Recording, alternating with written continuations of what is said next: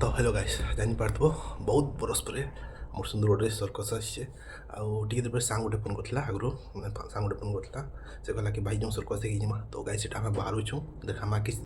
तो गाइस देखी पार्थ 100 टंका टिकेट मिलसी यदि 200-300 टिकेट मिलसी और आम टिकेट नेला आसी गलु भितर के 7 बजे स्टार्ट होगा 7:30 जगह टोके देते न स्टार्ट नहीं होता न तापर आसले यहाँ आम चीफ गेस्ट आके रखिले तो जानी नहीं पाली टिबन काटले तापर आमर इटा रिंग मासुट पलि आसला तार टिके देखाला किंद्रा बोला तापर आमर आफ्रिकान लोग आसिले ताकर जिम्नास्टिक देखाले तापर आमर इटा रिंगाल उठाई देख आसला कि ऊपर के चढ़ी गलान डर बने लगे है तब इटा धोके देखो किंदे कि उतरू तल के फिसली फुसला बोले हाथा कहत